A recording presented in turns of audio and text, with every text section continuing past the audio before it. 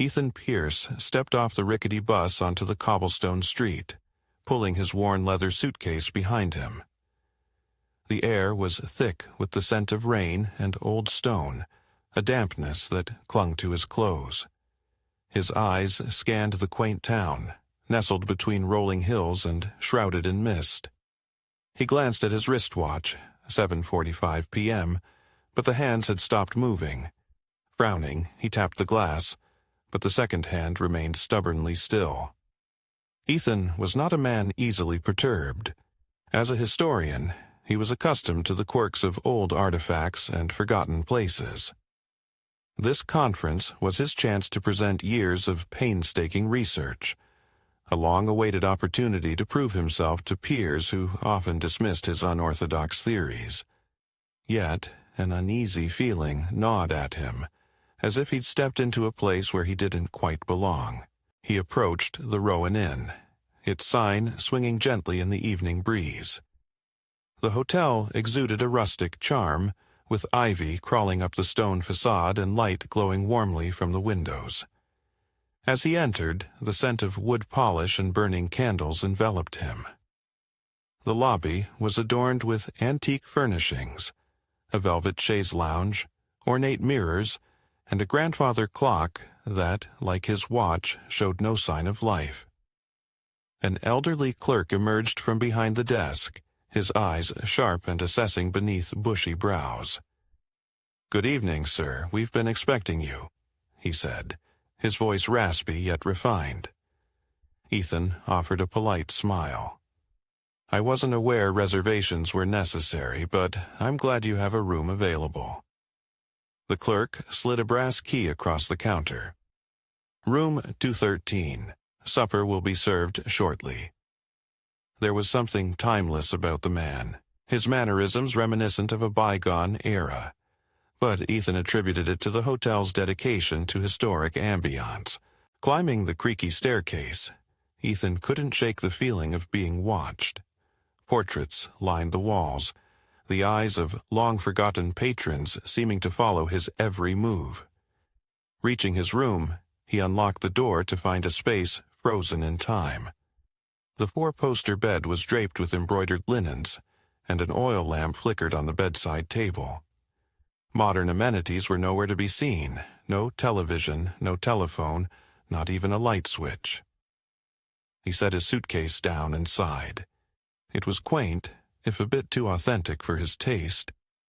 Looking out the window, he expected to see the glow of streetlights, but instead found the town illuminated by gas lamps casting elongated shadows.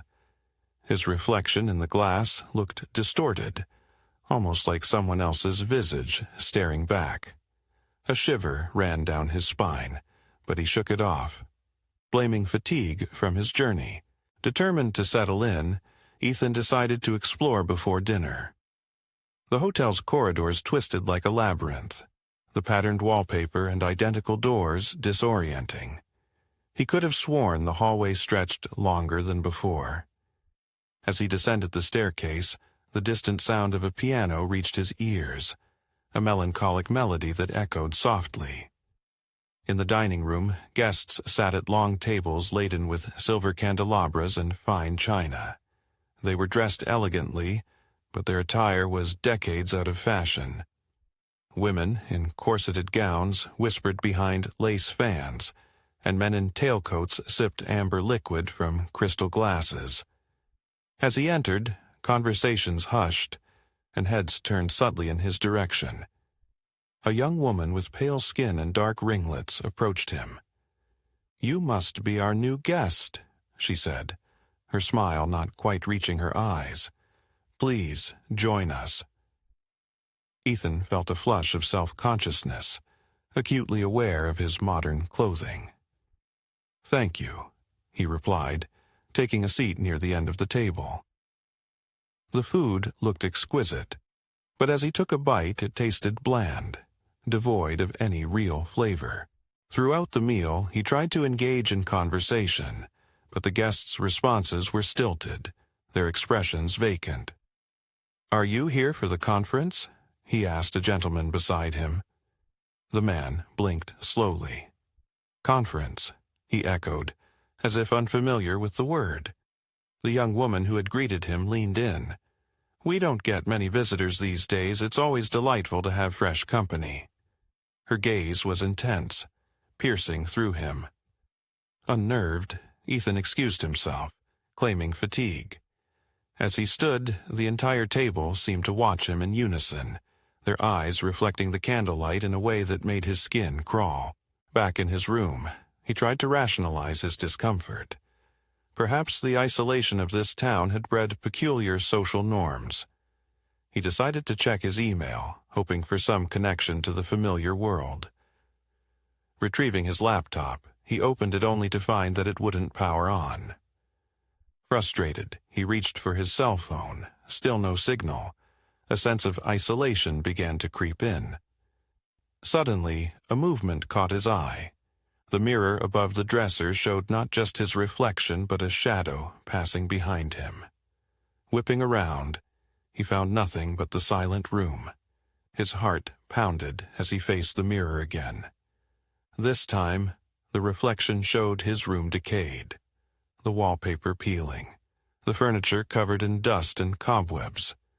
But the room around him remained unchanged. He stumbled back, tripping over his suitcase, his breath quickening. Determined to leave, Ethan grabbed his belongings and hurried into the hallway. The corridors were dimmer now, the oil lamps flickering erratically. The hotel's layout seemed altered. Passages led to dead ends or looped back onto themselves.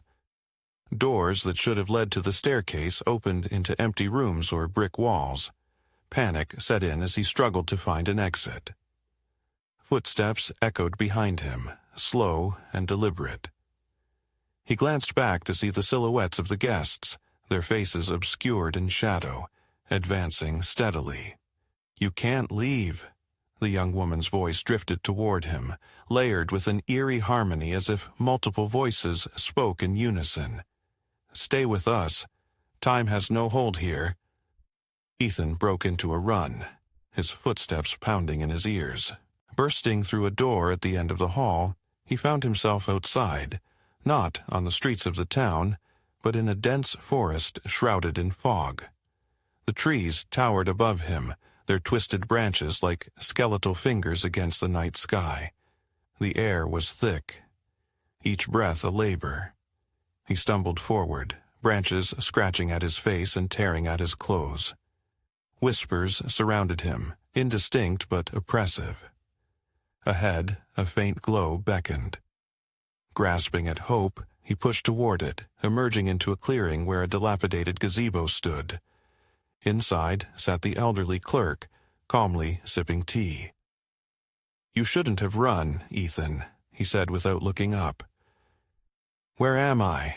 Ethan demanded, desperation edging his voice. The clerk met his gaze, eyes now clouded and ancient. "You are between moments, in the cracks where time forgets to tread."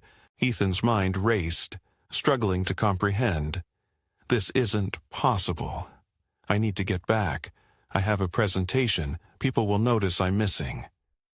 The clerk shook his head slowly. "Outside this place, you have already been forgotten. Here, you can escape the pain of endings. Stay, and let the world pass by." Images flooded Ethan's mind. Years spent chasing academic validation, personal relationships neglected, the hollow feeling of achievements that never fulfilled him. Was this timeless existence a gift or a curse? But then he remembered the warmth of the sun, the sound of laughter, the taste of real food. "No," he whispered, "I refuse to be trapped." Gathering his resolve, he turned and ran back into the forest, the whispers rising to wailing cries. The forest path twisted, the ground softening into mud that clung to his steps. Ahead, a figure appeared, the young woman from the dining room. "Why fight it?" she asked softly. "There's nothing for you out there." He pushed past her, her form dissipating like smoke as he made contact. A roaring filled his ears, and the darkness pressed in. Just when despair threatened to overwhelm him, a pinpoint of light pierced the void. Focusing on it, he sprinted forward, the light growing until it enveloped him entirely. Gasping, Ethan jolted awake in his hotel room bed, sunlight streaming through the window. Birds chirped outside, and the distant sound of traffic reached his ears. Disoriented, he checked his watch. 7:46 a.m. It was the morning of his presentation. Relief washed over him, and he let out a shaky laugh. "Just a nightmare," he muttered. Shaking off the remnants of fear, he prepared for the day, the normalcy of his routine comforting.